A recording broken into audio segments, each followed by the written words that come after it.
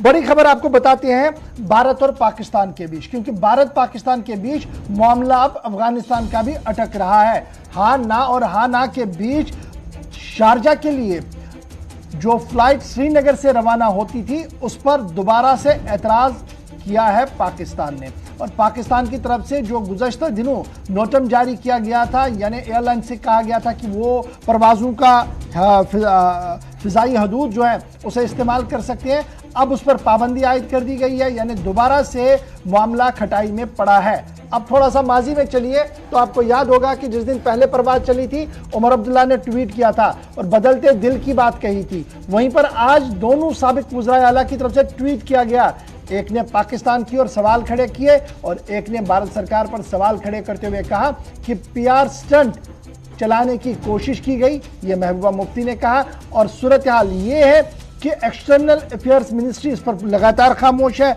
लेकिन भारत सरकार जो इमदादी सामान अफगानिस्तान ले जाना चाहती थी उस पर भी सवालिया निशान अभी भी बना हुआ है। आपको याद होगा कि गुज़श्ता दिनों वज़ीर दाखिला जब जम्मू कश्मीर के दौरे पर थे तो उस वक्त बाज़ाब्ता तौर पर हरी झंडी दिखाई गई थी राजभवन से और पहली परवाज दोबारा से शुरू की गई थी शारजा के लिए, और यह कहा गया था कि टाइम कंज्यूम भी जनाब कम होगा और फाइनेंशियल मैटर्स में भी इसमें काफ़ी राहत मिलेगी। उसके बाद हमने देखा एक एमओयू और साइन हुआ था निजी कंपनी के बीच और सरकार के बीच, इसमें यह कहा गया था कि अब बाज़ाब्ता तौर पर जी यहाँ से हम एक्सपोर्ट के लिए भी माल उठाया करेंगे क्योंकि परवाजें डायरेक्ट जाएंगी। लेकिन एक बार फिर लंबी परवाज हो रही है और जो छोटी परवाजें चलनी थी जिससे वक्त बचता पैसा बचता, शायद वो दूर दूर तक भी कहीं नजर नहीं आ रहा है। इसको और जरा समझने की कोशिश करेंगे, क्या कुछ चल रहा है इस पर बात करने की कोशिश करेंगे।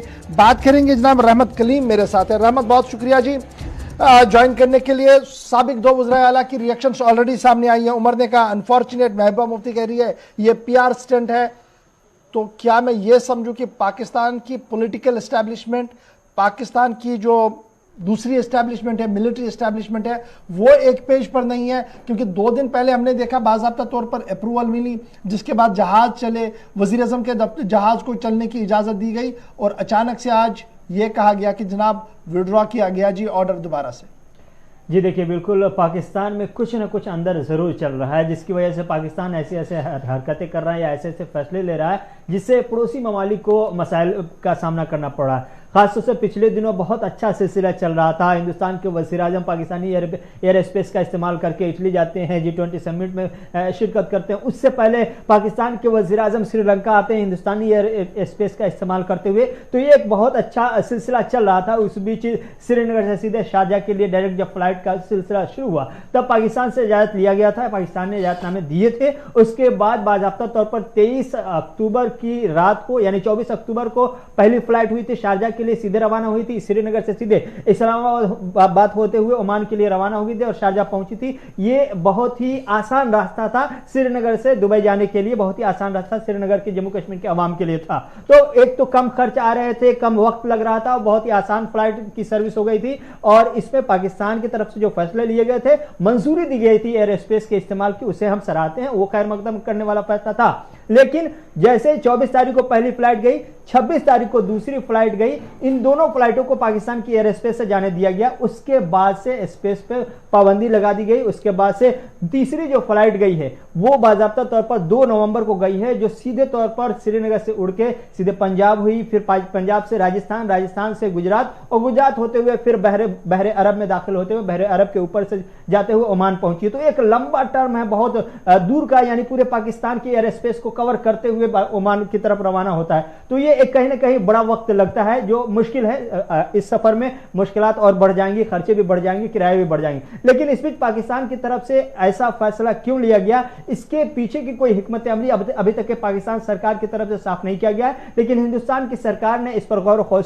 शुरू कर दिया है। जैसे ही एविएशन मिनिस्ट्री को यह खबर मिली कि पाकिस्तान ने अपने एयर स्पेस के इस्तेमाल पर पाबंदी लगा दी है, रोक लगा दी है, जो अलाउ किया था, जो परमिशन दिया था उसे वापस ले लिया है, फौरन खारजा मिनिस्ट्री को बाज़ाब्ता तौर पर इसके लिए ब्रीफ किया गया। वजारत खारजा में इस पर बाज़ाब्ता तौर पर इस वक्त मंथन चल रही है। अब से कुछ देर पहले हमें सोर्सेज से खबर मिली कि खारजा लेवल पर बाज़ाब्ता तौर पर इसमें गौर खोज किया जा रहा है कि आगे क्या कुछ किया जा सकता है, क्योंकि ये एक बड़ा पहलू है, बड़ा हिस्सा है जो हिंदुस्तान और पाकिस्तान के रिश्तों को कहीं ना कहीं आने वाले दिनों में एक नए आयाम बड़ा इंपॉर्टेंट है। क्योंकि हमने यूपीए 1 यूपीए 2 में जब श्रीनगर एयरपोर्ट को इंटरनेशनल किया गया, मनमोहन सिंह सोनिया गांधी वहां पर थी, तो उस वक्त भी कोशिश की गई चलाने की, जिसका जिक्र उमर अब्दुल्ला ने ट्वीट में पहले किया था। और उसके बाद अचानक से ये सिलसिला बंद हुआ और उस वक्त भी ये चिमेगोइयां चली कि जनाब पाकिस्तान ने अलाउ नहीं किया। और गुज़श्ता दिनों जब अब्दुल बासित की बात हो रही थी तो अब्दुल बासित ने सवाल खड़े किए थे पाकिस्तान पे ही, पाकिस्तानी पॉलिटिकल एस्टैब्लिशमेंट पर, पाकिस्तानी फॉरेन पॉलिसी पर, और उसमें उन्होंने कहा था कि बिल्कुल समझ नहीं आ रहा है जनाब ये किस राह पर चल रहे हैं। तो मैं क्या ये मानूं, ये जो एस्टैब्लिशमेंट के अंदर तजाद था और एस्टैब्लिशमेंट के बाहर जो लोग थे जो इसको मॉनिटर करते वो इस पर तनकीद कर रहे थे, उस तनकीद से बचने के लिए अब इमरान ने ये सेकेंड मूव लिया, कहा कि चलिए विड्रॉ कीजिए बिना किसी शोर शराबे के दोबारा इसको।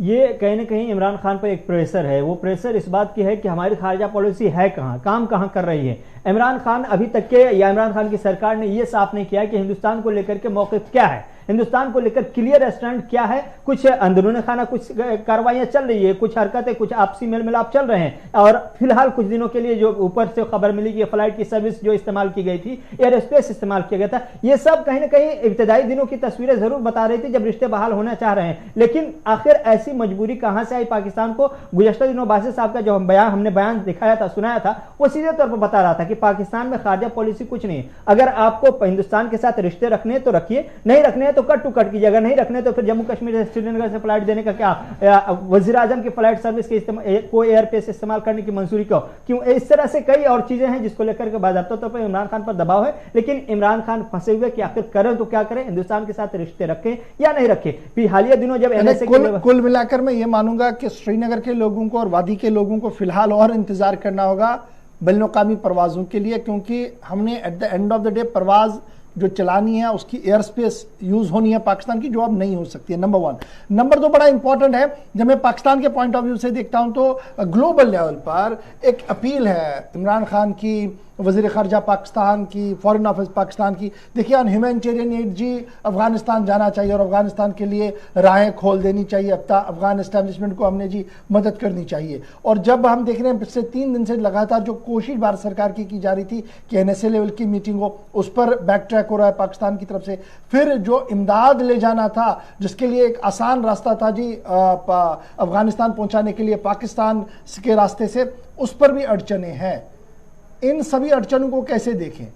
ये तमाम अड़चने अपनी जगह, लेकिन एक बड़ा पॉइंट इस मामले में पूरी तरह से जो सामने साफ होता हुआ दिखाई दे रहा है वो ये है कि जो लोग अब तक के कश्मीर के मसले पर, जम्मू कश्मीर के मसले पर पाकिस्तान को अपना बहुत बड़ा बहिखास समझते थे, उन चाहने वालों को, उन समझने वालों के लिए एक साफ तस्वीर पाकिस्तान ने पेश कर दी है कि इस फ्लाइट के एयर स्पेस इस्तेमाल न करने देने के फैसले से नुकसान सबसे ज्यादा और सबसे ज्यादा इसकी मार जम्मू कश्मीर की आवाम को पड़ेगी। जम्मू कश्मीर के जो लोग जो दुबई जाना चाह रहे हैं, शारजाह जाना चाह रहे हैं, उनके लिए अब फ्लाइट की सर्विस महंगी और लंबी हो जाएगी। पाकिस्तान अपनी एयर स्पेस के इस्तेमाल को अगर मंजूरी दे रहा था तो उससे यह हो रहा था कि घंटे 2 घंटे पहले ही आप पहुंच जा रहे थे, पैसे भी कम खर्च हो रहे थे। तो उन लोगों के लिए कहना है कि पाकिस्तान असल में आपका बहिखा है या क्या है।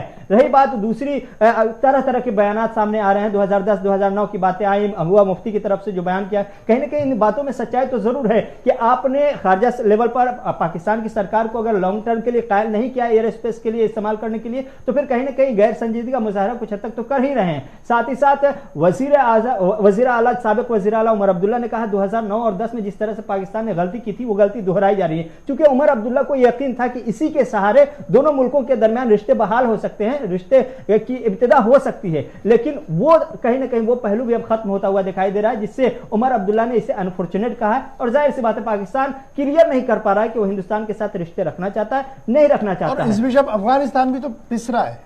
इस बीच अफगानिस्तान का भी नुकसान है, चूंकि अफगानिस्तान को लेकर के हमने सुबह में खबर की थी, कल भी बताई थी कि किस तरह से हिंदुस्तान गंदम भेजना चाह रहा है 50,000 मेट्रिक टन। हिंद पाकिस्तान की तरफ से अभी तक क्लियरेंस नहीं मिल रहा है कि पाकिस्तान के रास्ते उसे भेजना है, कैसे भेजेंगे हम। और अभी इसकी वजह से जो ह्यूमन क्राइसिस अफगानिस्तान में है उसको कम करने के लिए जो हिंदुस्तान एक सहारा बनना चाह रहा था, पाकिस्तान उसको रोकता हुआ। Eight the end of the day बात यही है ना कि देखिए, जो पॉलिटिकल एस्टैब्लिशमेंट बातें कर रही है उन बातों और जमीनी हकायक के भी बहुत ज्यादा फर्क है, और यही वजह है कि एस्टैब्लिशमेंट अफगानिस्तान के मामले पर जो बयान दे रही है और जब हम उसको जमीनी सूरत हाल पर देखते हैं तो काफी अड़चनें पैदा हो रही है, क्योंकि विज़ाविज़ इंडिया जो है सूरत हाल बेहतर नहीं है। बहुत शुक्रिया जी रहमत कलीम हमारे साथ ज्वाइन करने के लिए। फिलहाल हम आपको बता रहे थे कि किस तरीके के हालात जनाब बने हैं भारत पाकिस्तान के बीच, और इस चक्की में अब अफगानिस्तान भी पिसना शुरू हो गया है। न तो कॉन्फ्रेंस के अंदर पाकिस्तान आ रहा है और ना ही वो इमदादी सामान जो अफगानिस्तान के लिए भेजना था उसके लिए राह खोलने के लिए तैयार अभी तक नजर आ रहा है